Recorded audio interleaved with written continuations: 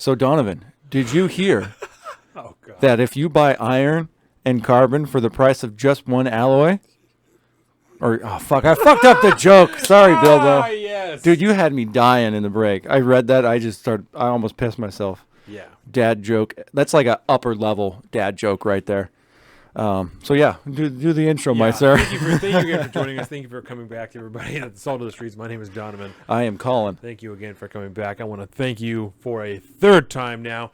Obviously, for watching us here on YouTube, we also have our Instagram, our Facebook, fuck Facebook, our Patreon, everything over here at Salt of the Streets. You can find all of this at saltofthestreets.com, including our personal social media. I'm at Salt of the Street on Twitter and at alpaca_Donovan on Instagram, and Colin is at Big Bird Offie on both of those things. Right there. Make sure that you go and you sign up for our Patreon. Help us make more, better content just like this, as well as our newsletter, the book club, things like that. We also have, of course, JP Bakery. My wife, she's just getting back into making cakes, and while we cannot mail the cakes in the mail, she does make the English muffins that mail no problem, with no issue. So, and I just had a birthday the other day, and the whole fam came by while we were at work on Thursday, and Jordan brought me a whole fucking plate of my own personal funfetti cupcakes. Yep. And I mean, it's the been so homemade long. Funfetti, of course. Yes, it's been so long since I had some of her baked goods. You just kind of forget sometimes, and fuck. So I can attest personally, they are the best I've ever had. And I don't get down on sweets that much, but the icing, dude. I'm not a huge icing guy. It's too much. Buttercream. But it's a buttercream that is not, it's light, it's fluffy. You see a big old like dollop on the top of that cupcake, and you're like, oh, this is going to be diabetes. And you bite into it, and it's light, and it's just fucking perfect. She whips the fuck out of that butter. It's so good, dude. Yeah. It's a problem. So shout out there. And I want to shout out one more thing for us. It's starting to grow a little bit, and particularly because our guest that's going to come on a part 3 is going to be joining via our Salt of the Streets Discord server. Ooh. I am on there pretty regularly. I post all the clips of the stuff that we do there. And so if you guys have Discord, you know what it is. If you don't, it's a quick Google, and you can download it and just search out our server right there. And it's like a fun little private forum where we post stuff and people get into chats. Zeke's on there, and Zeke's brother Ivan, who's been on the show before, he gets on there, and all of our guests are on there. So I'm going to try and get into that more, out. with the book club and stuff like that. I'd like to try and do more of the discussion in the book club as opposed to the live streams and stuff like that. So it's a fun thing, and it's got a nice phone app too, so it makes it convenient for people too. You don't have to jump on the And it's easy for people to join our Discord server now. You just jump right Should be. Hey, man, our audience is niche enough right now. If you got a problem, just reach out to me. We'll make it happen. Discord, Salt of the Streets, go there. Yeah, because we will, like I said, in part 3 and 4, we will have Buddy Jake there joining us via Discord. So. Yay. So let's get back to T-Dog. And Jan 6. Yeah, right? let's talk about January 6th. So we're not going to do a full breakdown of all 8 different hearings because I don't care enough about these things to do it. And we've talked in brief about these things, and my largest concern, and I think it's a little bit abated now with this particular one, but I think the style of hearings is kind of what that fear is going to grow into. And my initial fear with this was that this hearing is going to grow and grow and grow and just encapsulate more and more people that are just essentially concerned or considered enemies of the state, right? Yeah. And as this has gone on, I don't see this as much happening in this particular hearing, but the more that these hearings and investigations happen within select committees within a particular branch of the government, and they get to pick who's in it, and it only kind of has to be bipartisan, and they get to choose who leads it, these things, that is what concerns me. Yeah. Is the political show trial aspect of it. The trend of that, yeah. That is what I fear will grow into encapsulating ridiculous political crimes that have nothing to do with reality, because this one so already borders on reality so much. So much. This seems to be too focused on Donald Trump for me to be concerned about it really reaching outside of anybody else outside of the Capitol that day and Trump's circle. But like I said, this style itself is something that we definitely should keep an eye on, because if they can charge fighting 400 plus people with crimes involved with January 6th and put 200 plus people in jail because of it, then this is something that we need to pay attention to. Yeah. It's the most talked about theater event since Abe Lincoln. Yeah, Hot dog! Oh, Jesus Christ. Yeah, 100%. So, yeah, lest we forget that there is an actual producer from ABC that, is helping them organize these events to make sure that they are good for television. Yeah. And I was hearing on the way here, listening to Friday's edition of Start Here, they're like, it's been laid out almost like these new popular TV series where it's like 8 episodes, of like, it's almost like it was laid out that way. Yeah, it's yeah, almost like that. Yeah, so we just had the season 1 finale. Yes. On what day was that? It was last week. Thursday, I think. Thursday? Yeah, political prisoners, 100%. Yeah, Yep. they're absolutely political prisoners, and the people that are there testifying about, I was hanging on to his every word. These people pled guilty in exchange for their testimony, and they went there and said what they were told to say, just like Cassidy Hutchinson, is that what her name is? Yeah. And so many of these other people who have lied about shit, perjured themselves, and their testimonies have been propped up by this committee, right? Yeah. And we'll get into some of this stuff. And really what we're going to highlight is some of our biggest concerns and the biggest inconsistencies that we've seen with this, right? Yes. So I told you I had one article that was going to lead us through it, and I've lost that article. But I have some other shit that we'll use, so don't worry about that. Boom. So, sorry, let me pull up this window here.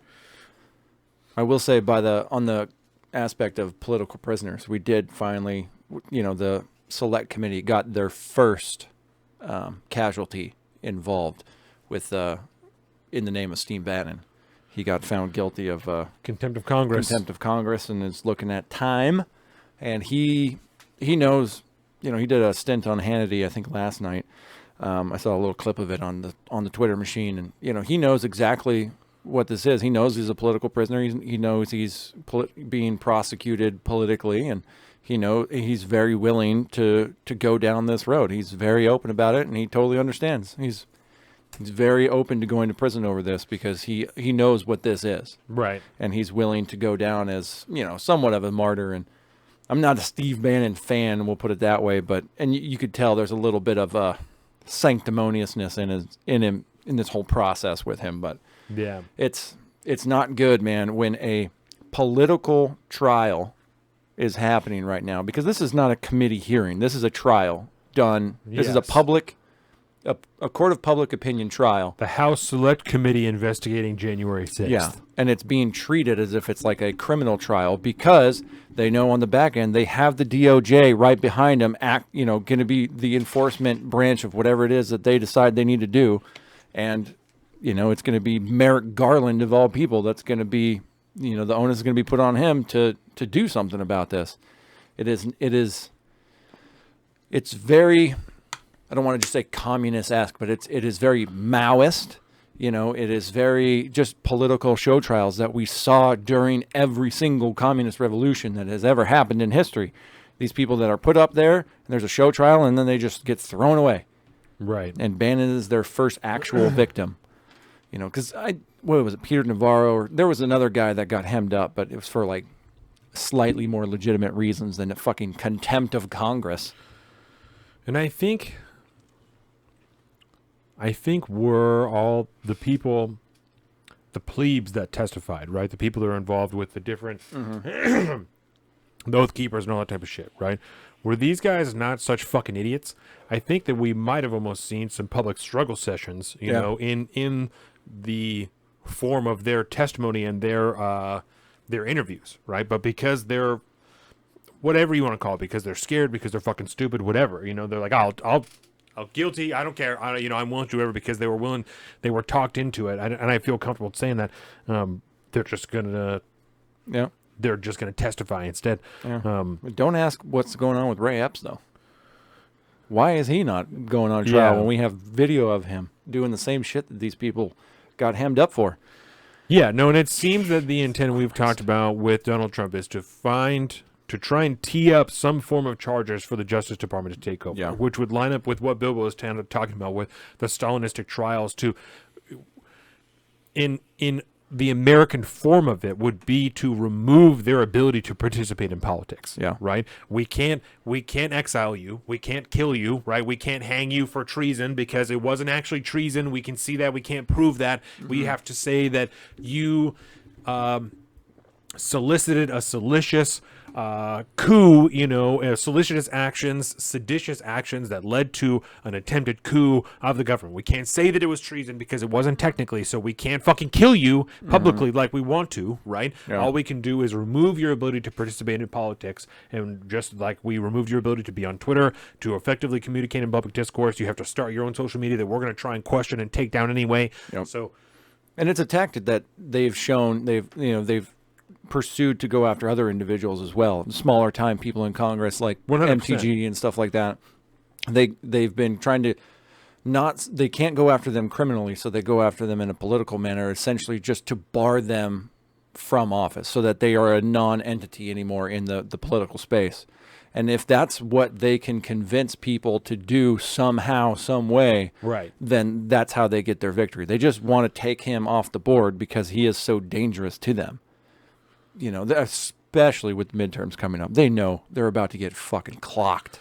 And it needs to be done in this odd political manner. I have to look more into Ray-ups. I don't know that much about that. I just started to hear about that kind of like on Tim Pool the other day when I was watching it. So I don't know that much about Ray-ups. Really only what they were saying. I've largely written off the Jan 6 trials, these things that are happening. I've largely written off because I don't acknowledge the legitimacy of the narrative that they're trying to construct, right? So that's part of my own fault. I watched what happened that day, and I accepted what I saw that day and the details that came afterward for what they are because I believe that to be the truth. So, what the fuck was I just about to lay out? It was Donald Trump. Political show trial. The narrative they're building. Have you noticed, well, I guess because it's hard. I, too, like you, have been very uninterested in giving the show trial any validity. Yes. Go ahead. I don't want to steal it. Go. No. So, no. The thing that I find interesting is this can't be done in any type of legitimate manner. It has to be done in the show trial manner because immediately after it being done, even the corrupt deep state, quote unquote, FBI that we've seen came out with a report that said that there was no deep state or collusion between Donald Trump or orchestrated effort between Donald Trump and these far-right groups to take the Capitol. The FBI came out with this report days afterwards. Yeah. And it's now 2 years later, and they're trying to craft a narrative that runs directly counter to the FBI narrative, the FBI investigation and findings that were released right after that. So unless, and I told you this, unless the House committee, of course there are details that they're going to be able to find now that were not available at the time, but unless they are more adept at investigating things than supposedly the FBI is, right? And I'm not saying the FBI is, I'm not, that don't take that as me being like, because the FBI is so good, right? Because I do believe the FBI is shit, but by this same narrative, the FBI is supposed to be the end-all be-all investigative body, and supposedly we now are supposed to believe that the House committee has better investigative abilities than the FBI does because they're finding completely different findings than the FBI did, right? So it's a little bit difficult for me to believe this. The FBI, their findings were that there was a plan to end up at the Capitol and to do, but there was no long-term plan for a coup or anything to actually happen when they got there. No one knew what they were going to do when they got there. No. And I think that is pretty evident in the lack of weapons that we saw, the lack of lethal violence that we saw on the part of the protesters themselves outside of the people that died as a result afterwards. And of course, Ashley Babbitt, who was shot by federal police. It's a little difficult for me to buy this narrative when we already heard the opposite. Yes, like we know there was a plan to go from the rally to protest at the Capitol. That was the plan, which is a perfectly legitimate thing to do. Yes. There is nothing wrong with that. That is your right as an American to do that. And it's the right of the president to, if he wants to be involved with that, it is his right to do that as well. But the addition of these people had weapons. I don't care. I don't care. That's your Second Amendment right to have fucking weapons. You can do that at a protest. There's nothing wrong with that. No. That is your God-given right as an American to do that. Especially if you didn't kill anybody when you were there. Yeah. Just because you carry a weapon doesn't make you a bad guy. If you're carrying a weapon at a political rally, there's zero difference in that whatsoever. It is what you do physically with that weapon that makes you a good or a bad guy. And if there was guns, like they say, there was a bunch of armed protests. They didn't shoot anybody. They didn't do anything with their weapons. They were fighting against the Capitol Police using, with fucking, flag poles and, makeshift shit. Right. If there was guns and they wanted to use them, they would have fucking used them. Well, and supposedly the armed protesters were not allowed into the rally that Donald Trump had at whatever this venue is called. I don't remember. The Ellipse. The Ellipse, that's what it is. But they were allowed at the Capitol. Right. The Capitol Police allowed them into the Capitol with their arms, but they weren't allowed at the rally with the president with these guns. Yeah, that's one of the things he got all worked out. Remove the fucking mags. You heard that from some of the testimony and all this. But it's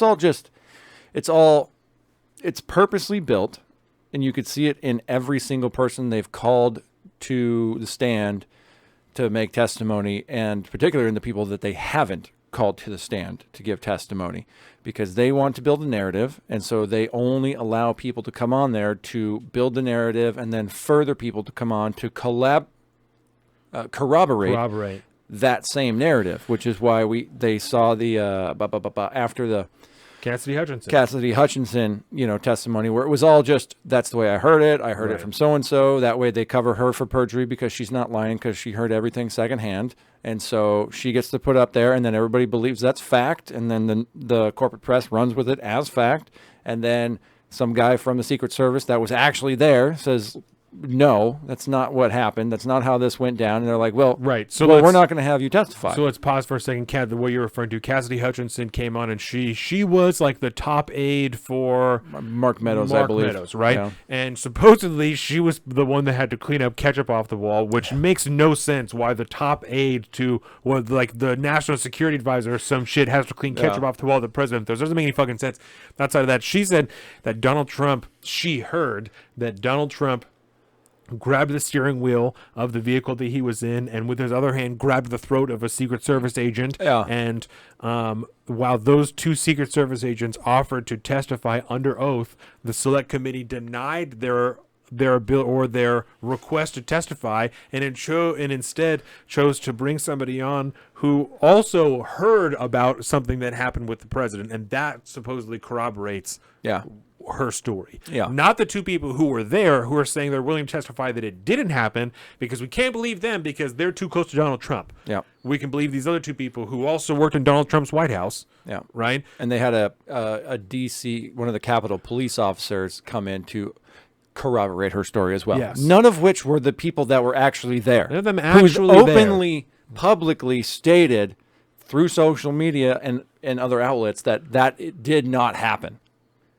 But they can't, because it's not a legal trial, there is no necessity for truth to be had, period. Yeah. I don't know. I mean, these people might be sworn to tell the truth, so on and so forth, but that doesn't actually happen these days. And even if it does happen, there are so many ways to just offer conjecture and things that you heard and this and that, so that they can hear what they want to hear. Yes, they're all saying this is what they heard, which releases them from liability of perjuring themselves, because they aren't testifying to what they saw. They're testifying to what someone else told them, and if that person lied to them, they can't control it. Yeah, that is why they're doing it this way. We can't possibly allow somebody who we can actually charge with perjury in here, because then they might actually have a reason not to lie in a federal fucking show trial. It's horrifically dark. It is disgusting. And especially because it's a due diligence to the people that want actual answers to why things broke down the way they did break down, because there was a massive breakdown in law enforcement's ability to respond.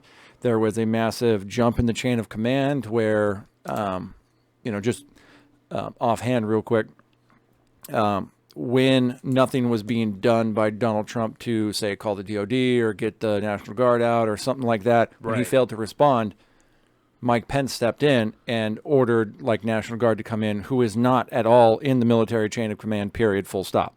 So there was already a jump in the chain of command, and the entire governmental structure of the executive office broke down for a matter of hours. Yes. which I don't know how that's not being talked about, because that's the bigger problem here, is that a number of people in upper echelon, the highest levels of government, broke the chain of command and the organization of the executive branch because they felt it was the right thing to do, when there are actual processes to do that, and they did not do that. And they've testified, they have multiple people who've testified that they felt like, well, now is the time for us to take a more involved position in the government. Now we need to be doing more because we can't trust what Donald Trump is doing. Even though prior to this we'd had discussions about, invoking the 25th Amendment, we chose not to do that. We're now deciding it's time for us to just go ahead and take control, even though we don't actually have the constitutional authority to do so, right? Yeah. We're just gonna, Yeah, and it's the way they closed it out. The season finale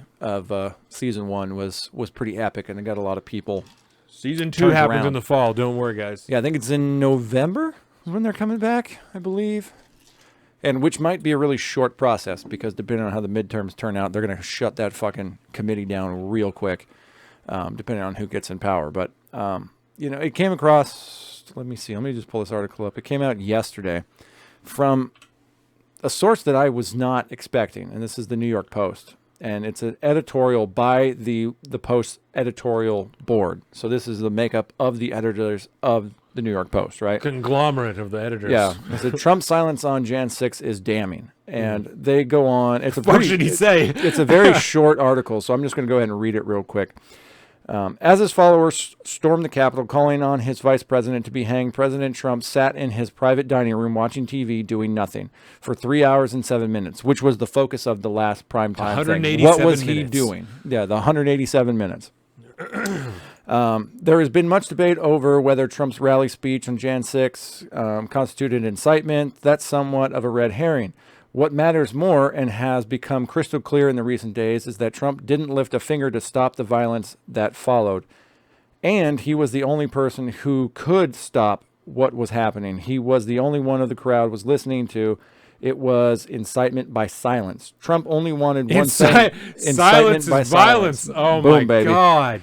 Trump only wanted one thing during the infamous afternoon: to pressure Vice President Mike Pence to decertify the election of Joe Biden. He thought the violence was his loyal followers would make Pence crack and delay the vote altogether.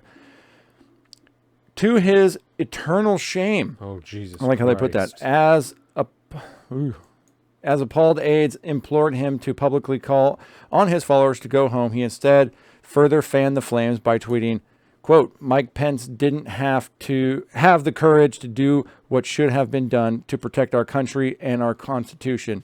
End the quote, repeat the line. His only focus was to find any means, damn the consequences, to block the peaceful transfer of power. There is no other explanation, just as there is no defense for his refusal to stop the violence. It is up to the Justice Department to decide if this is a crime, but as a matter of principle, as a matter of character, Trump has proven himself unworthy to be the country's chief executive again. So, that being said, what they're laying out there, and what that last episode of the show trial, season 1, basically laid out, was the fact that during this whole time when it was going down, he literally was just sitting in the dining room watching TV. Multiple people were trying to get him to make statements, and he was like, no, I'm not going to do anything about it. And there's people that testified and so on and so forth to corroborate that story. And this has gotten a lot of the kind of, I don't want to say, anti-Trump Republicans, because the New York Post is not anti-Trump, even the editorial staff, because they obviously run pro-Trump articles all the time. Right. But there was something about his inaction as commander-in-chief that point where, when he refused to call the National Guard, and then Mike Pence stepped in and overstepped his bounds and did all that stuff, that they thought at that point Trump should have done something.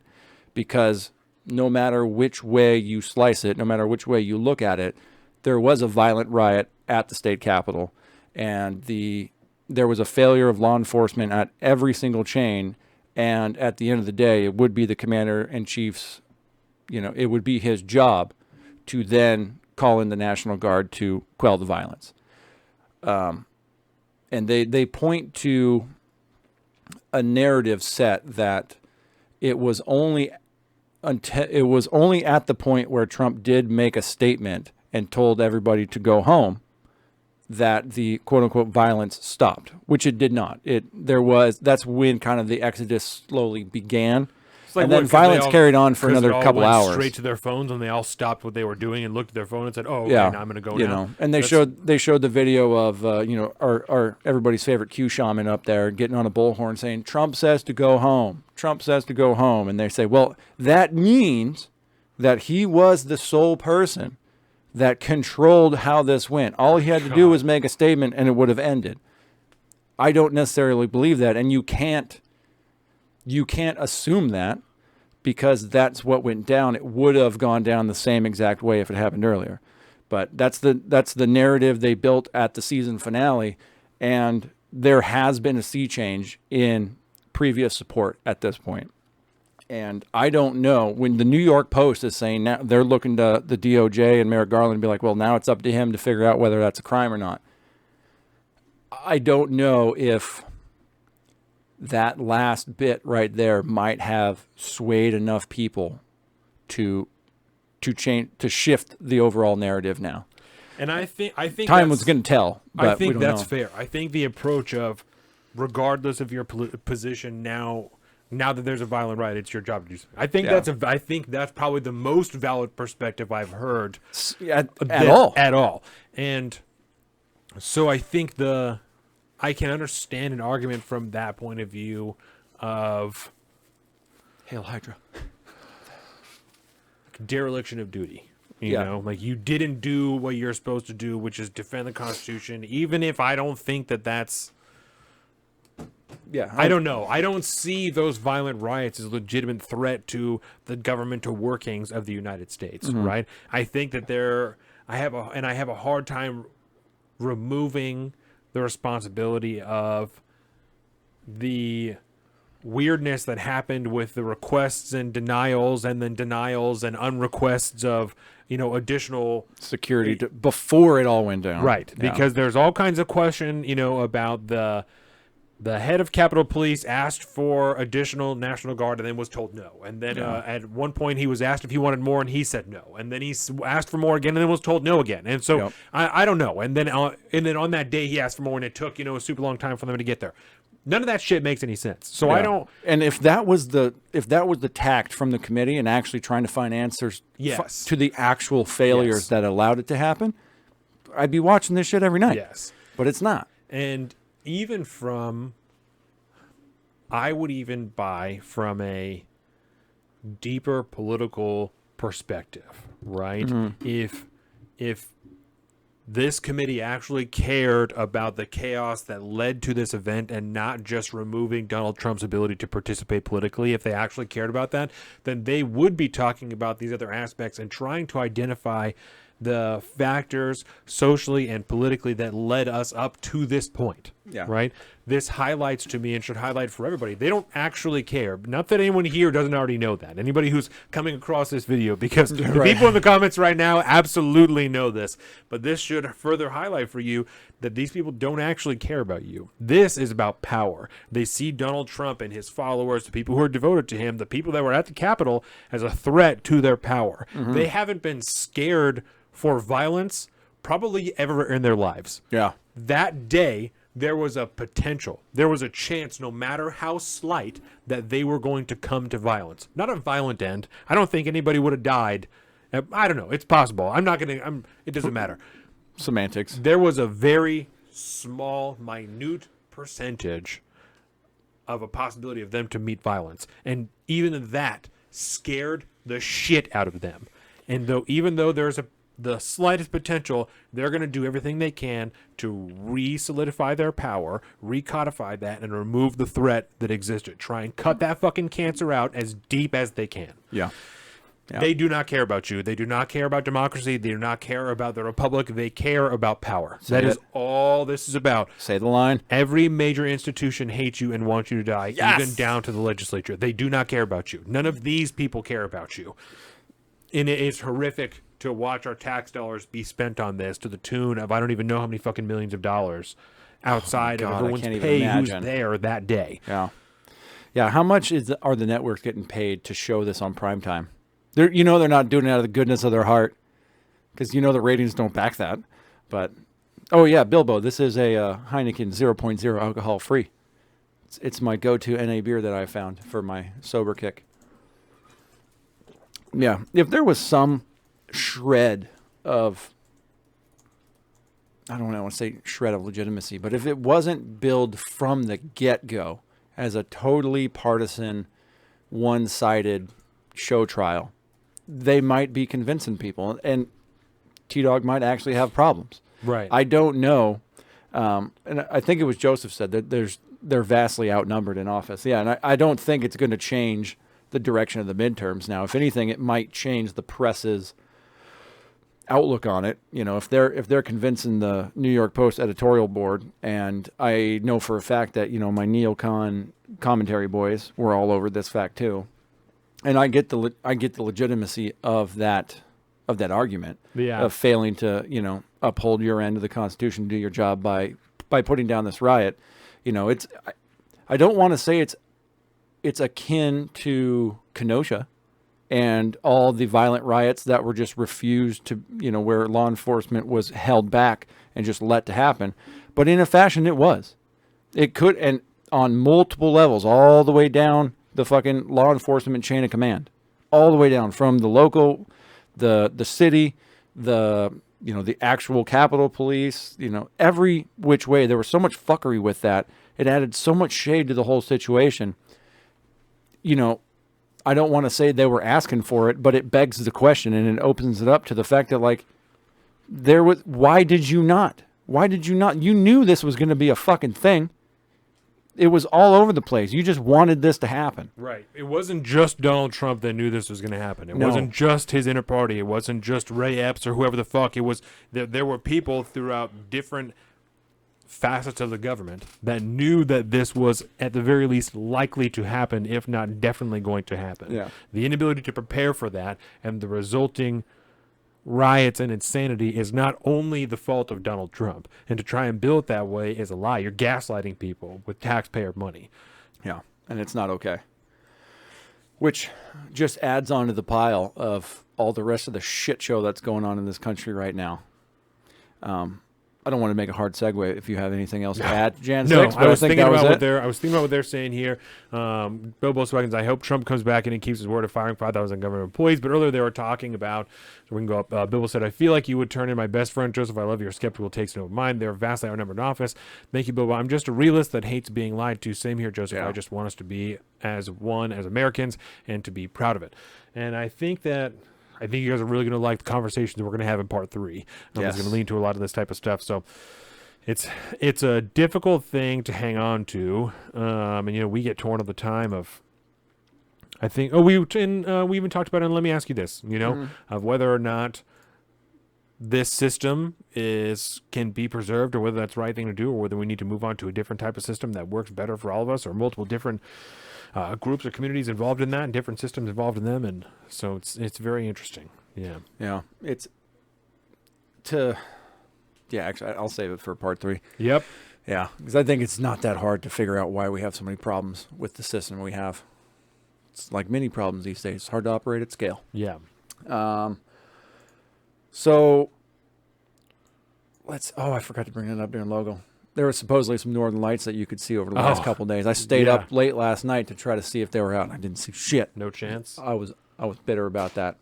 I found this article from our local King 5 station that has to relate with something we talked about last week, and it goes right to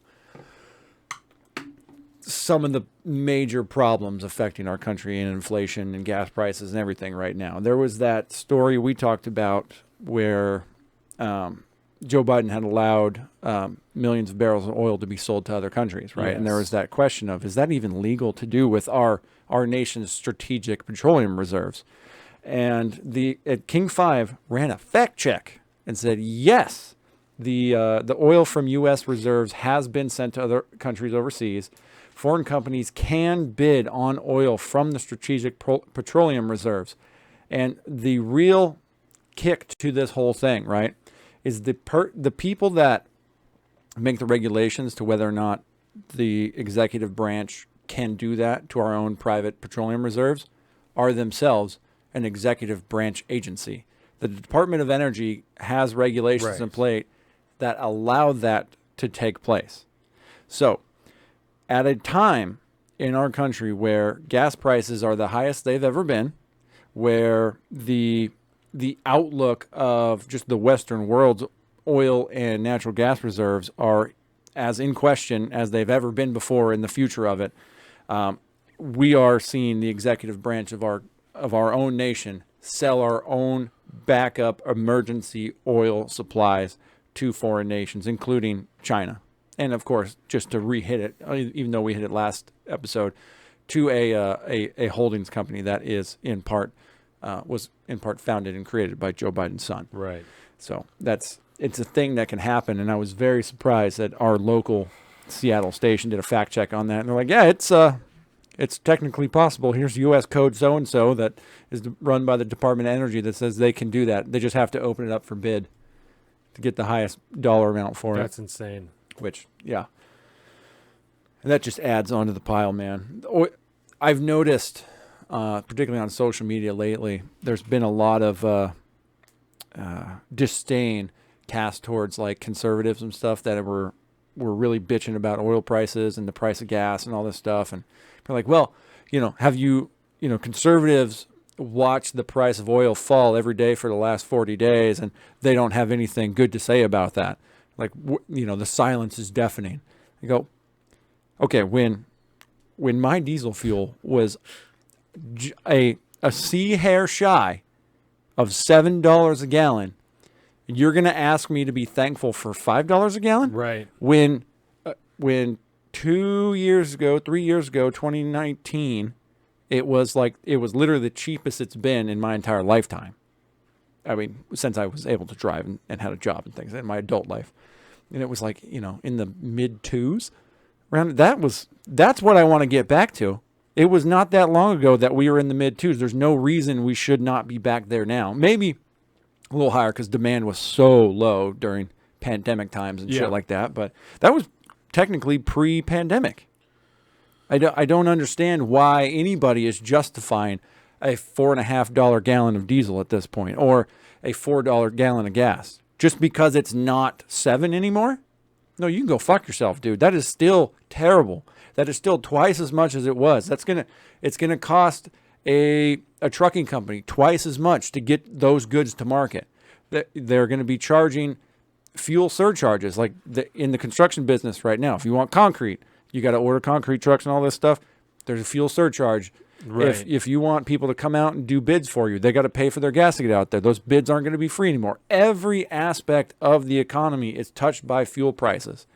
I am not going to be satisfied that my 400% increase in fuel is now only a 350% increase in fuel. Fuck you.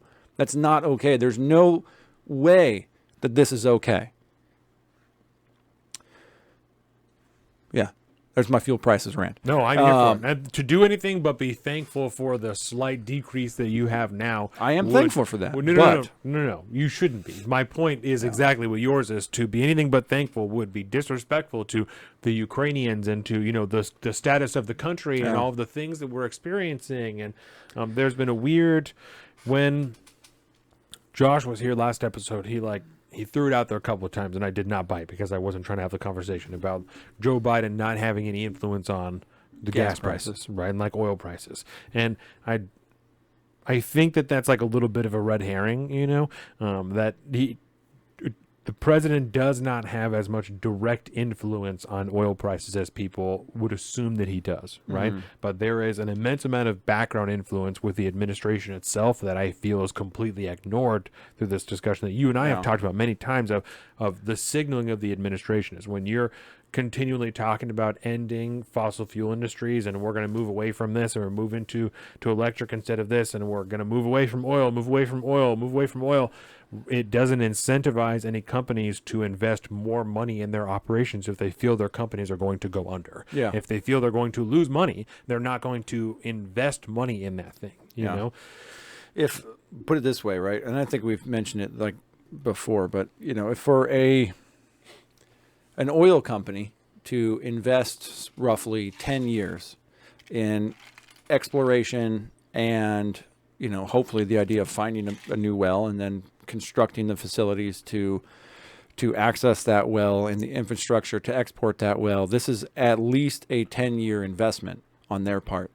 Why would they do that if the administration says by 2035 there will be all electric cars? Right. There's zero incentive at that point, and that's going to skyrocket the price of oil, because the price of oil you see today is built off of speculation from the market for what the market's going to be like in the future. Right. That's how investments, especially in commodities, are made. It's not a snapshot in time. This is the actual price due to market balances and this and that and the other thing. We don't have those systems in place. That's not how the markets work. And it's interesting because we hear from those same people. They're like, oh, well, you can't just ramp up capacity in all these places. It takes years to start refining more oil and all this shit. It's like, well, then why would it not take even longer than that to build an entirely new facility in an entirely new place where, like you said, you have to find actually specifically where the oil is, not just it's in this area for sure. There's some here. Just drill in the right spot. Like, it's not so simple. There is a science to it, So, and especially with all the regulation and everything, I can't imagine how long it takes from the first shovel in the ground to the ribbon cutting of like a new oil derrick and processing facility. I can't even imagine. Probably several years, like you said. I can only imagine. So, it's very weird. I can't even say weird anymore because it's not surprising. It's not weird. It's just disrespectful and upsetting to continually be gaslit by the same group of people that are telling you should be appreciative for this, but also don't ask why it's happening or why we got here in the first place. Just be happy that it's getting a little bit better. Yeah, you should just be thankful. Yes. And I'm not going to lie. Anything that happens in the market that allows me to spend less money, I'm always going to be happy about that. We're happy to pay less for it. But I have higher expectations, my G. That bar is not that low for me. We should not be in a position where we are be thankful for $4.50 a gallon. Yeah. That's not good. No, and on the global scale, we've seen the Nord Stream 1 pipeline essentially start to come back online and things in Russia, and which means the natural gas and oil is flowing back into the West, into Germany and throughout the rest of Europe. But it's coming back at a reduced rate. Whether like 40%, or not right? Yeah, and whether or not that is intentional or not, I think it just underscores the idiocy of relying on a foreign power for a vital resource. And now they're talking about, particularly in Germany, massive oil shortages and rationing possibilities as they get into the wintertime, where 15%. It gets they're 15%. Regular people cut your energy consumption by 15%. While we're also telling you to switch to more green energy. Yeah, and that was what the EU that came out and said, that's going to have to. That's what all nations need to do. Yeah. It's gonna be a interesting winter, because their reserves are already so far down. I don't know how you can fucking do that, man. They're alleging energy blackmail by the Russians, which is just hilarious because they've chosen to cede their production of energy to a foreign nation that they already weren't aligned with morally and principally, but now they're claiming to be victims from this same nation that they are willingly giving money to and willingly signed this treaty with.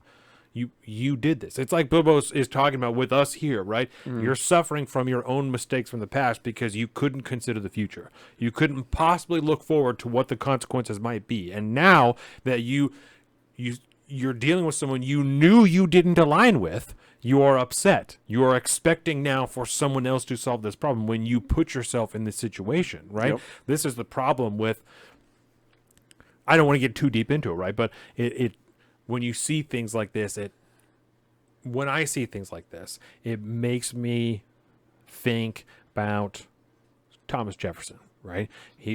At the time that he was writing these documents, he was considering whether or not future generations should even be beholden to the decisions that they were making today.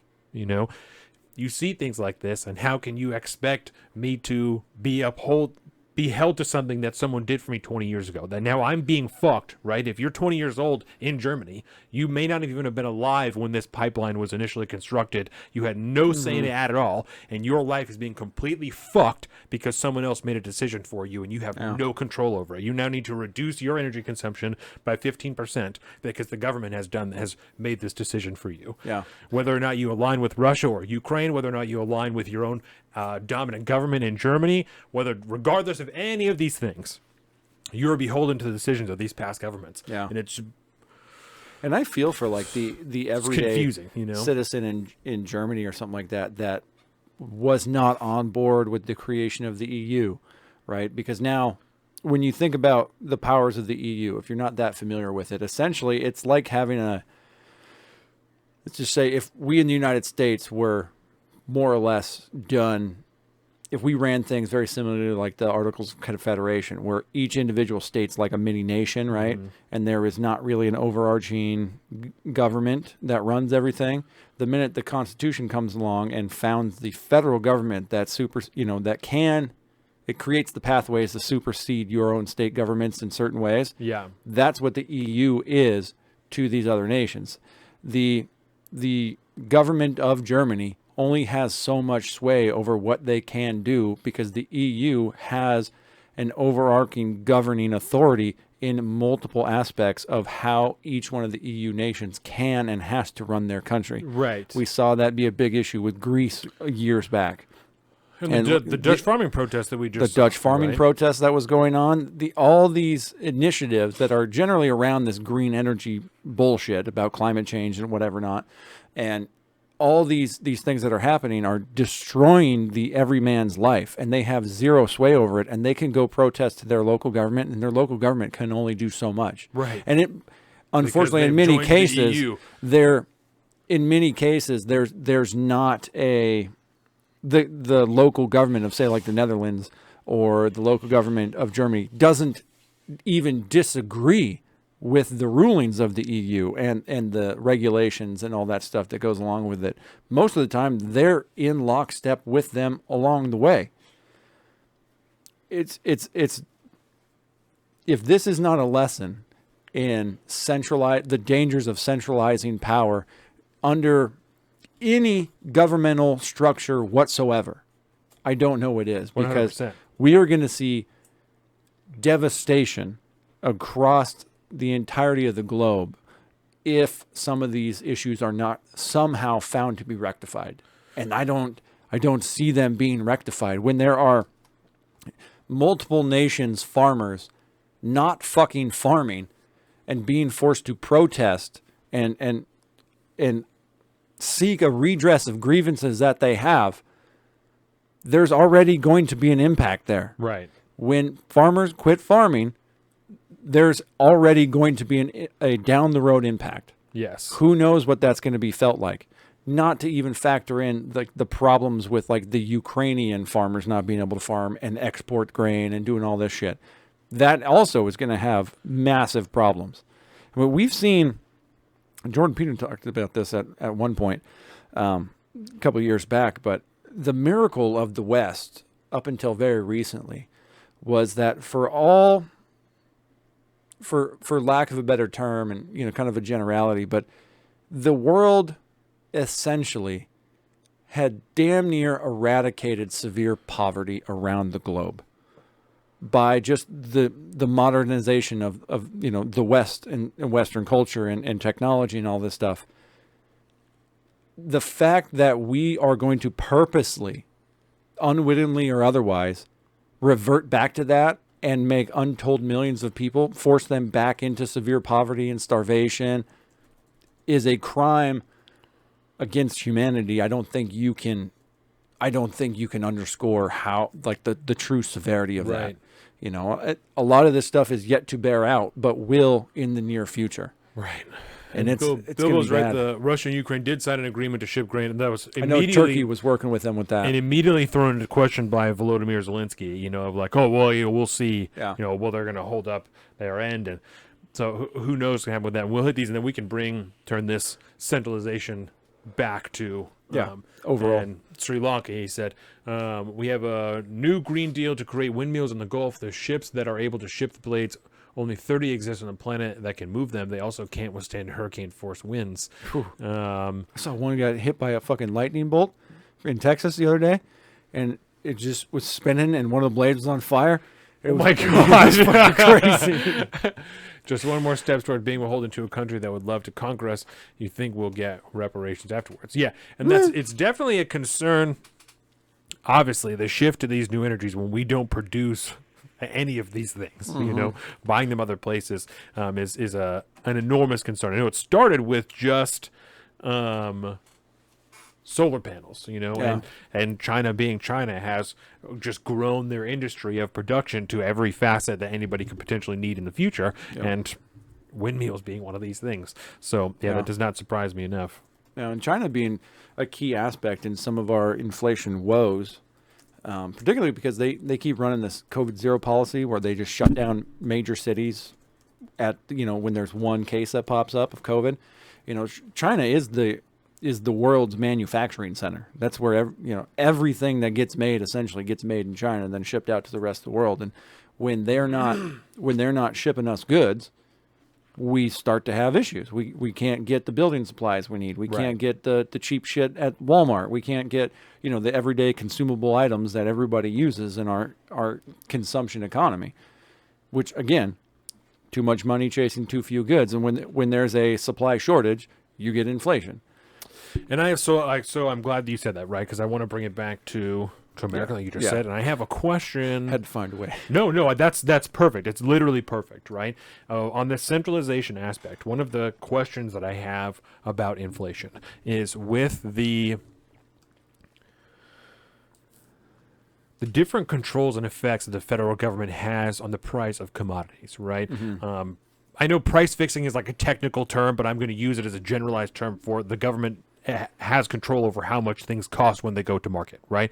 Outside of what the industry itself is deciding, the government also has say as far as tax and things like that of how much things cost, right? So through these different measures of price fixing and things like this, it is almost impossible, as well as inflation of our currency, it's almost impossible for the American consumer to decide what the actual value of a good is, right? Which removes, in my opinion, our ability to effectively involve ourselves in the free market economy. We don't have a way to effectively do that. It's removing our buying power. It's another step of that, which is again more concerning to me because it leans back to that centralized power aspect of the control they're having on the free market has multiple levels to it, even in our own pockets. Yeah. Primarily through regulatory means. Yes. That's generally how that happens. There are a few commodities and things like that, particularly in like the prescription drug world and stuff like that, where they do have hard, fast price controls. Good. Jake Lyons will be ready at 4. Excellent. Or 3 our time. But other than that, yes, it's generally through their commonly referred to as like overregulation of markets. Right. And what that does is it negates the concept. It hinders the concept of the free market to do what a free market does. And the free market sets prices by allowing the consumer to go out and purchase items. When there's a really popular item comes out, it's going to, the market, the production end of that item is going to dictate the initial price. And it's generally going to be very, very high because it costs a lot of money in R&D and production and all this stuff to get a good to market. But when consumers decide that this is an item that they want to consume, the more people that buy it give those companies more money to help add more production, to add more items to market, which then in turn lowers the overall cost of that item over time. My favorite, example of that is big screen televisions and computer parts these days, stuff like that. It's become so popular that, at first, it was only the rich people that can go out and buy big screen TVs. But then enough people start buying those, and then all of a sudden the price drops, and now you can go get a decent sized flat screen television that may not be the top tier item on the market, but you can go get one for a few $100. The average everyday consumer can afford a good that 20 years ago would have been unthinkable to do. But the further the government regulates markets, the less control the consumer has on the free market just by being able to participate in that market altogether. It is not that difficult to see how that works out. I'm trying to think of like a particular like commodity or an item that I can think of offhand. Nothing's really coming to mind, but it's probably because they're involved in so many different things, particularly in the realm of like energy. Energy is a big thing because the government has such a regulatory stranglehold on oil and the production of it and what you can do with it. They set all these safety regulations and emission standards and every kind of regulation you could possibly think of. And that ultimately will help contribute to the price at the pump, right? Farming is another big one.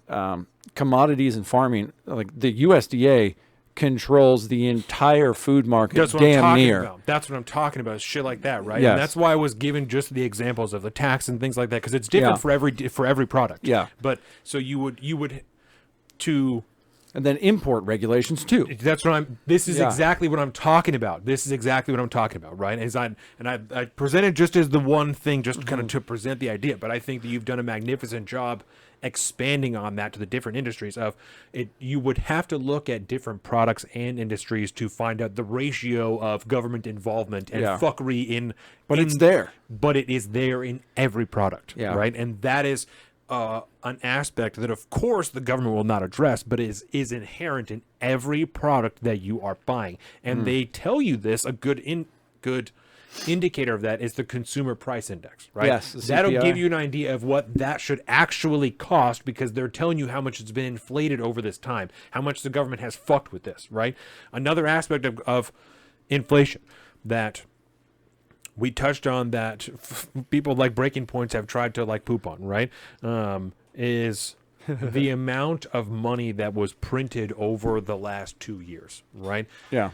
People, it's insane how little that I can't even say that, because of course they're not going to, but that spending is brushed away by every major news source, every corporate media news source, the federal government and stuff. Like, oh, it doesn't matter at all. That's just, we're just adding to the deficit. It's fine if we still, interest rates and all these things, it's all going to work out in the back end. Joe Biden is talking about how he took money off of the deficit. It's insanity. It doesn't make any sense how you can send billions of dollars to another country. You can spend trillions of dollars here, but somehow you're taking money off of the deficit. Yeah, it doesn't make sense. Literally buddy. doesn't make any sense. Nope. And it is the most basic of economics that when you add more dollars to a system, more of something, you devalue that something. Yes. When there is more of it, that is simple supply and demand. When the supply goes up, the demand goes down, the price will go down. Yeah. The value of the dollar goes down when you print trillions of dollars. Yes. Right? If and there is the weird talking point from Breaking Points of, oh, those $1,500 checks there, it's all burned off. Those things have burned off from the economy. That doesn't matter. That is not how this works. The spending power of that has burned off, you could say. The effect of that on inflation has not burned off. It does not work that way. No. Did we pay off that money? Is that no longer part of the deficit? Then it has not burned off. That's still impacting the price of our dollar. Yes. Because we have that much less of it. It doesn't make any sense that anyone can feel comfortable making that argument. So now I'm going to kind of bring this down a little Barney style, right? Because I want to play that out over a few steps. So you have a world where, I don't know the stat, Bilbo, but it was some horrific number like oh that. yeah, more money has been printed in the last few years than has ever existed in the history of mankind, particularly just in this country alone. American dollars. Yeah. So if you have a society of 100 people and there is $100 in circulation, and everybody has $1, the value of that dollar is $1 because it's one part of 100, right? Okay. Federal government decides, okay, well, we gotta boost it up, right? So now they just print an extra $100. People now need more buying power. Yeah. Now there's $200 in circulation, and now the government prints that extra $100, and they don't give the Americans any of it, right? We'll just say in this case, because as far as the checks and stuff that went out after they did their big massive print, it was a tiny, tiny percentage of what actually got printed, right? So now your $1 is now only worth half a dollar because now there's $200 in circulation. Now, combine that with, okay, so that extra $100. Because you don't have 10% of what was involved in the system. You have 5% of what was involved in the system. Yeah. Or so then let's change up the game and say everybody got that extra dollar. So now you got $2, but there's only $200 in circulation. And then everybody bought $1 worth of a foreign good, where a small fraction of that money stayed within the system, and then a large fraction of that went out of the system.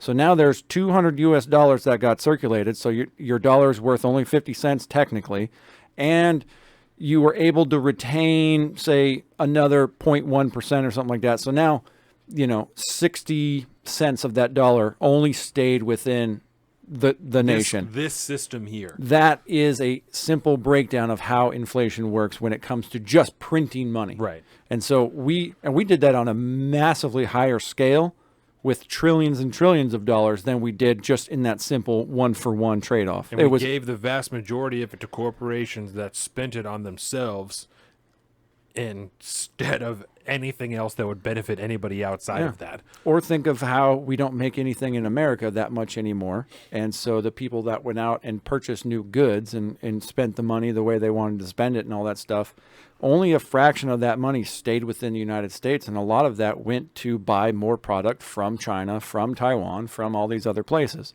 that did not stay here. And that money's not coming back. Right. It's gone forever, essentially.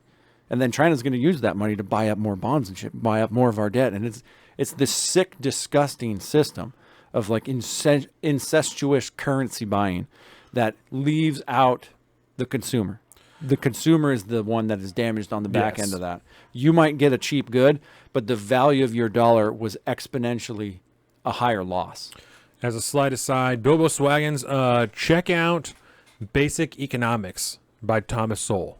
Yes. That is a great place to start. It is. Great place to start. Basic Economics, Thomas Sowell. Thomas Sowell has dozens of books, but that's it. Yeah, that's a good one. That's what's his name? Oh my gosh, Eric July talks about He's a Thomas big Thomas Sowell Sowell guy. Yeah, Yep. Eric July is a big dude. Thomas Sowell guy. Yep. Yeah. And I did look up the thing that Bilbo talked about, the Amish dairy being raided. I sent you the article from the Blaze. Biden's ATF raids Amish dairy farmer, seizes firearm stash, and potential rogue gun retailer bust. The case raises questions about when exactly someone must register a federally licensed gun retailer. I wonder if this is what he's talking about. Crackdown on rogue gun dealers. 2 weeks ago, the Bureau, the ATF, stormed Reuben King's Leacock Township property, seized an untold number of firearms as a part of an ongoing investigation. No arrests have been made. That's from 2019. Okay. Yeah, this article is from 2022, but I wonder if the raid is from 2019. But this is my business. I'm a dairyman, he maintained. While inside a barn filled with 50 dairy cows, he gave the interview, swept the floor with the push broom. King declined to say how many guns he sold, but told the local outlet, noted that 600 suggested by the outlet by a tipster didn't sound right. He added he didn't advertise the sale of his guns online and was not aware of how the ATF became aware of the activity. He said he primarily sold long guns. That's very interesting. Rippaverse. Fuck yeah, Rippaverse. Oh my God, $3 million or something like that? I mean... shout out, right? Rippaverse. Okay, so let's see. Amish farm raided. Okay. Yeah, I didn't see that earlier. 2 days ago, Feds rage Amish farm. This is from Call Me Stormy. I know. Okay, let's go to yeah, let's find a different one. Say Nourishing Liberty. Let's go. We'll go to that one. So let's see here. Amish farm raid. I like that. That's Liberty so funny. News Network. I like that one. Biden orders terrifying raid on Amish dairy farmer. Oh, dairy farmer. Let's see. When is this one from? That doesn't surprise me, This man. is about the same thing, about the rogue gun dealer. For selling raw milk. Okay, so you found it then. Well, this is Selling one raw from milk 2011. locally. That's from 2011. Yeah. But I mean, these things still happen. Yeah, this Yeah. one is from May 21st. Amos Miller, an Amish farmer who runs a holistically managed small farm in Bird in Hand, Pennsylvania. What the fuck? Grows and prepares food in tune with nature the way he believes God intended. This seems to be a sound idea to approximately 4,000 customers who purchase Miller's meat, eggs, and dairy products from his private members-only food club. PayPal is holding his phones. Holy shit. The federal government, however, appears to disagree. A federal judge recently ordered Miller to cease and desist all meat sales. Our Organic Wellness reported U.S. Marshals were deployed to search Miller's property. They inventoried his stock to assure he doesn't sell or slaughter more animals. In other words, the feds shut down Amos Miller. Miller claims he is being persecuted by the federal government for practicing his religious freedom to grow and prepare food according to his religious beliefs. To believe your own thought, to believe that what is true for you in your private heart is true for all men. That is genius. That's some egoism. I like that shit. So Amish based. So that's right. So wrote American philosopher Ralph Waldo Emerson in his influential 1841 essay Self-Reliance. Well, that makes sense. Mm-hmm.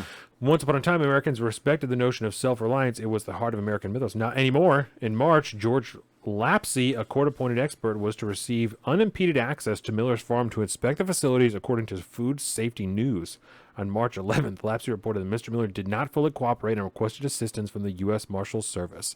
What the fucking fuck? So I got a Blaze Media article here. And that's the first one that I sent you, and Bilbo said that is a different one. The Rogue Gun Retailer one is a different one. Interesting. Yeah. So just shows you the far-reaching nature of these federal alphabet soup agencies. They can just do whatever they want at any time. Oh, check this. In the summer of 2021, Miller was ordered to pay $250,000 for contempt of court. He was also told to pay the salaries of the USDA investigators assigned to his case. To avoid going to jail, he was ordered to pay $50,000 up front as a gesture of good faith, as reported by Our Organic Wellness. The notion of self-reliance can be this is crazy. Wicked crazy, bro. It is absolutely insane, but it's not surprising because these people usually just don't hear about this stuff.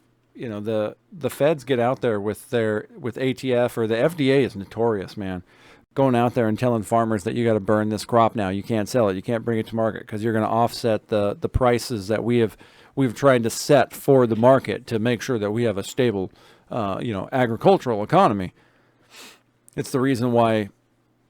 It's really hard for farmers to start like local farm stores because of FDA regulations. The amount of money you have to invest in getting certified and registered with the government, having your inspections done, and the facilities that they require to get those things generally price out most small-time farmers. And so a lot of, if you've been to a lot of, I don't know how many farm stands and shit you've been to, but a lot of them are, if they're actually farm stores that sell the direct product of the farm that they grow right there on the property, most of that stuff is cash business. Yeah. Because they can't do business other ways because the feds step in. And it causes red flags and shit like that. And they say, well, you haven't you're not doing pasteurized milk. You're not, this cheese hasn't gone through FDA certification. Right. So this article is the original one from OurOrganicWellness.com, right? And this is about this guy's shit. It is entitled Amish Farmer Faces $250K Fine, Jail Time, and Losing His Sustainable Farm for Processing His Own Meat. This on the second page. So what exactly is Miller's crime? Slaughtering and processing the meat he raises on his own farm and selling it fresh frozen to members of his private food buying club, who've all signed contracts stating they understand the meat is not processed in USDA inspected plants or treated with USDA required chemical preservatives, because that's how they want it, and that's the very reason they're willing to go to such lengths to get it. But the USDA thinks its customers are too stupid to think for themselves and need them to come in and protect them from themselves. You probably don't know, because I didn't either until Miller told me, that all USDA licensed processing plants are required to treat all meat, even local grass-fed organic variety, with synthetic preservatives. Mm-hmm. Often they use citric acid, which you'd think comes from oranges or lemons, but it's a modified substance made from corn, and they don't even have a label on it on the meat. Yep. The USDA processing plant requires the meat to be treated with a chemical cocktail of citric acid, lactic acid, and parasitic acid, said a customer who handles Miller's website and other modern communications because he's Amish. Oh my God, that's so awesome. The parasitic acid is toxic, and the citric and lactic are GMO. It's not lactic acid coming from the fermentation of sauerkraut. It's all created in a dish in a label. It's a synthetic sterilizer that causes many health problems. Anki, who preferred not to use her last name, told me. Her first name is Anki.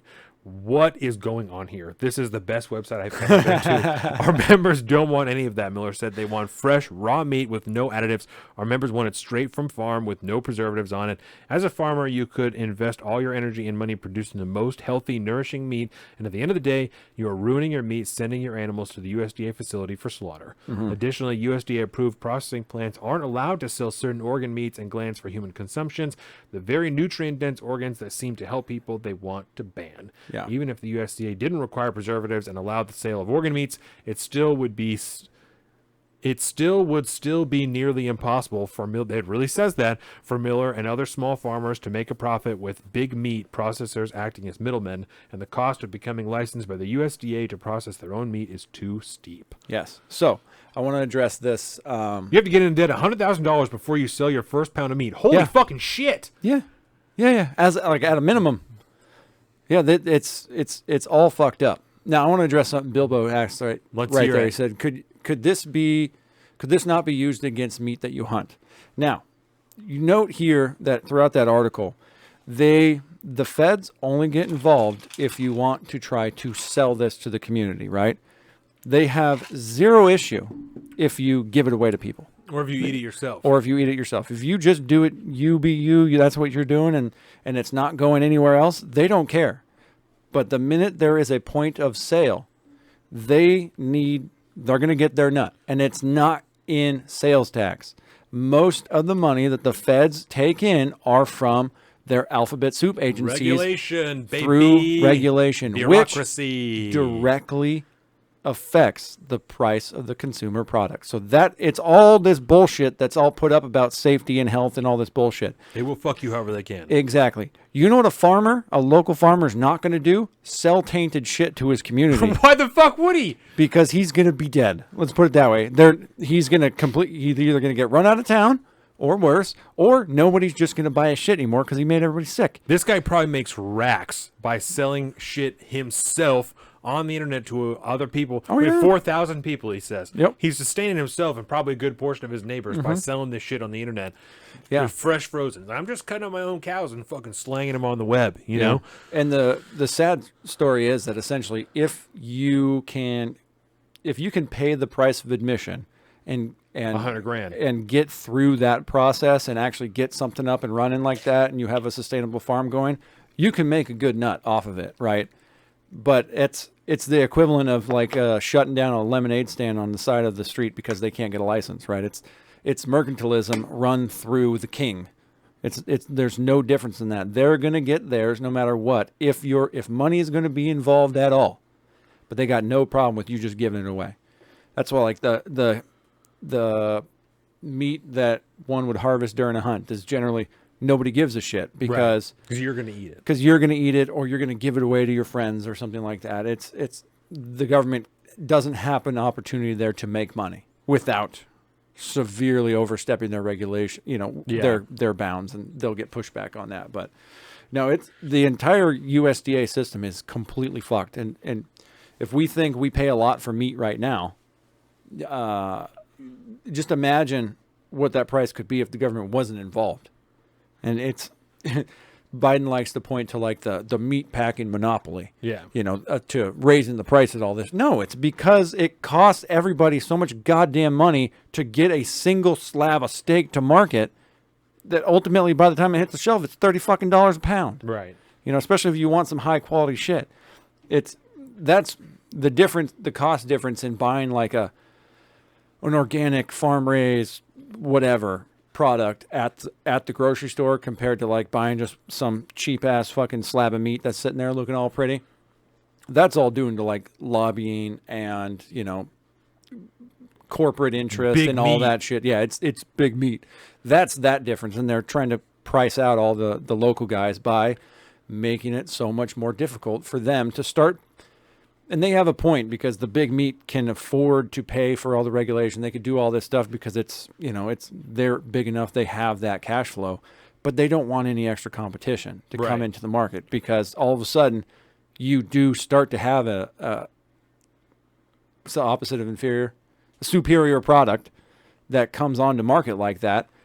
People are willing to pay a little bit more for that most of the time. And when you have people like this, small farms that are devoted to what they're doing, they're not willing to sell out to big meat or to the government to try and get any type of favor or anything like that. But when you have big industries that just want more money in a bigger corner, they're willing to not only pay a higher price, but also do kickbacks, invest in your different campaigns, and spend more money that the small guys don't have, like you said, to try and cut them out. Like Or Bill aren't said, everybody hit the interested in like doing button, comment, subscribe, tell all your friends, share this, everybody. Thank you very much, Bilbo. Yeah. And like you said, when people know what they're buying, what is the problem? Is that infringement, like you said before? It absolutely is. The government has no say and should have no say in the matter of public health on what you buy and choose to consume. Yeah. There is personal responsibility involved in this. If you choose to fucking drink a bunch of bleach, you know that you will die. This is your own goddamn problem. If you choose to buy from somebody who is selling shitty meat, this is your own fucking problem. And if that guy's going to sell shitty meat, people are going to come to his house and be fucking mad at him.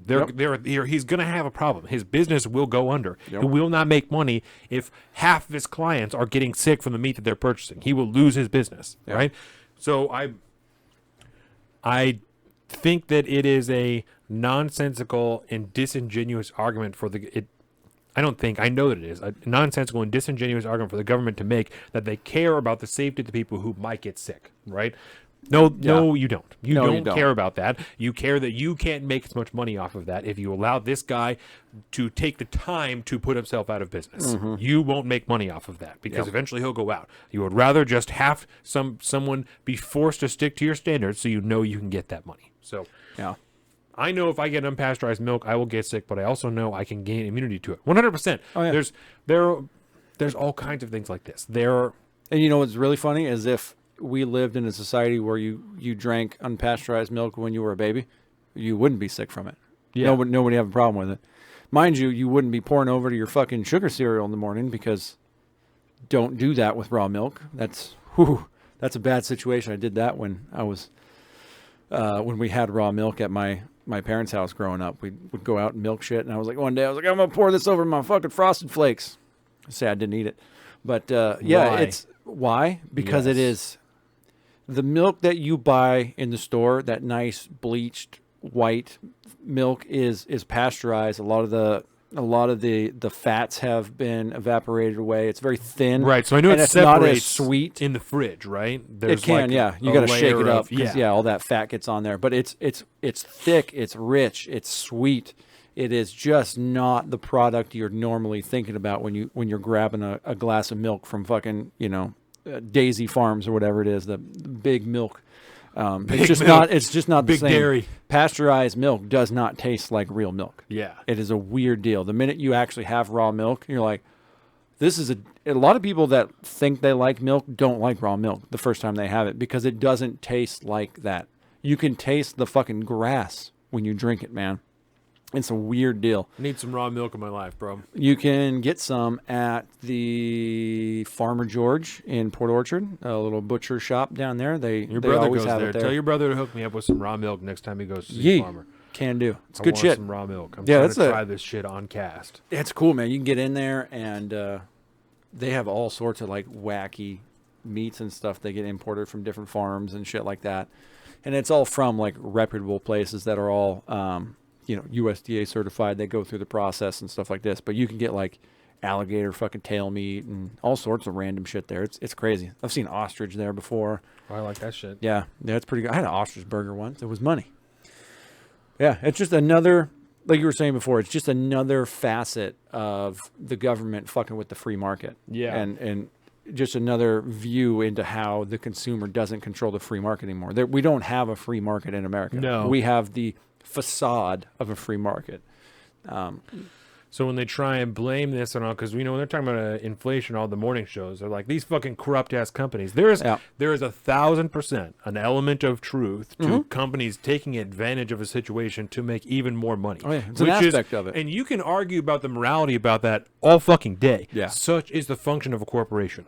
Such is the function of a company whose job it is to make more profits. Yep. So, again, we can argue the morality all fucking day, but we're not going to talk about how it's so beyond reasonable that they would be doing this when that's literally their function. Yeah. That is their function. So if you want to disincentivize that, that's a completely different conversation, you know? But yeah, I'm not going to talk about how immoral it is for a company with a profit structure to make as much profit as possible. Yeah. Could they be doing something else? Sure. Is it fucked up? Sure. That's a different discussion. We're not, and I'm not going to replace this discussion about inflation in all facets with only how corrupt these private corporations are, when we've just now talked for almost an hour about how much involvement the federal government has in this inflation rate, and they refuse to accept responsibility or even acknowledge responsibility in fact, they turn it from theirs to the free market. It has nothing to do with us. It is all the free market. If they would only lower their costs, if the gas station attendants and the owners would be patriotic and lower their fuel costs, just lower it, man, instead of charge as much as possible, then we wouldn't be in this position. But I'm not going to consider waiving gas taxes because that would be ludicrous. That would be ludicrous. Would be ludicrous. So it's all fucked up, man. It has to have a label not for human consumption or they can't sell it. The raw milk? And that's, a lot of times it's, there are state laws that actually protect certain things depending on what state you live in. But for the most part, this is a topical. Yeah. Right. Yeah. Well, some people they could buy it and they mix it in certain animal feed and shit like that for extra protein or whatever. But at the end of the day, everybody's drinking it. Wild, bro. Yeah. And again, you're not going to continue to drink this raw milk if you continue to get sick from it. It's like a thing. People don't generally do that to themselves. Season yourself to it. You know? Some people have an eating problem. Well, they'll eat till they get sick. And then they'll binge eat all the time.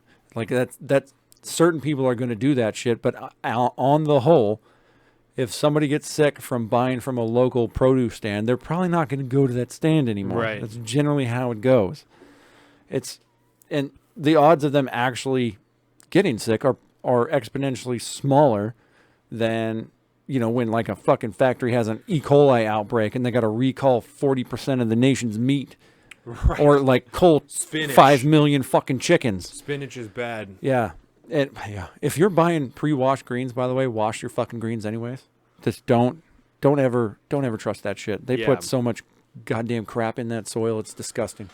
The last thing that I really wanted to hit on that we've kind of touched on already is Ukraine. And so the last real aspect that I want to touch on that also I believe feeds into the inflation is the amount of money that we've spent in Ukraine over this time. And I have an article here. We do kind of have to be quick. Yes, it's very quick. It's an article that is from, this one's from the Western Journal, but I found a few different ones that would corroborate it. And it's very quick. It says in the roughly 4 months, because it's from July 10th. I can send this to you if you want. Copy, it doesn't matter. It's very quick. In the roughly 4 months since Russia invaded Ukraine, the United States spent more money keeping Russia at bay than it did in the first 5 years of the Afghan conflict. Overall, the United States has promised at least $54 billion in spending related to the war, some to support NATO nations, part to support Ukraine through traditional channels, and other funding to support U.S. military in Europe, according to Fox News. Direct military-related spending on the Ukraine war has reached $8 billion. Fuck. $8 billion. Yeah. $54 billion in whole. The Biden admin on Friday announced another $400 million military drawdown package to Ukraine and more rocket systems. The Pentagon on Friday confirmed the U.S. has provided $8 billion in security assistance since Russia's invasion in February, but Washington has committed to spending far more. Earlier this year, Congress committed to spending $54 billion in traditional foreign aid and military assistance in a move to help quash Putin's offensive. That is so much money.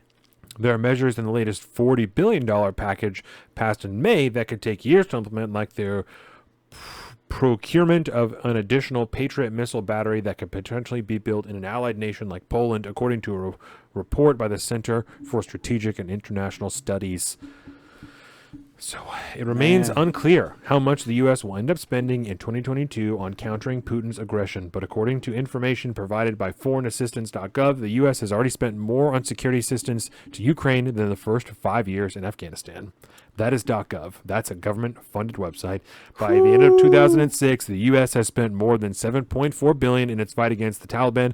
By 2011, the cost of the 20-year war had reached its peak when it spent $11.4 billion that year alone. We will be doing this for years to come. I'm putting my fucking name on it now. Oh, yeah. This ain't gonna stop. Also, there are already boots on the ground there. I've been saying this shit for months. Yeah, right. You just wait. Well, they had that one American guy who was The contractor. yeah, or the contractor dude that was over there, and then he came back and was like hitting the morning shows and shit in the morning, talking about how you're gonna have to fight your neighbor and shit. All of a sudden, just getting right into it. So, Okay, unless you have anything else that you want to hit, there was an assault weapons ban that went from the committee to the House. Yeah. We'll I heard see. Thomas Massey railing against that the other It's day. not good. They were talking about, Cicilline is talking about how pistol braces are bump stocks and effectively turn ARs into machine guns. So it's not good. It's written just as well as, any other piece of fucking gun legislation that's come out of there in the last few years. So we'll see how much move is on this. Yeah. Unless you have anything else, then we can hit our break. It will take us a few more minutes than normal because we will be coming back with Jake Lyons for the third part to talk about some founding principles, some things like that. It's going to be a beautiful conversation. Amen. It's going to get deep. Yeah, so with that, I want to thank everybody. Stick around. Make sure you like, comment, share this with your friends. Tell them because we'll come back. We're going to have some deep conversations. It's going to be fantastic. Thank you, everyone. We'll see you in a few minutes.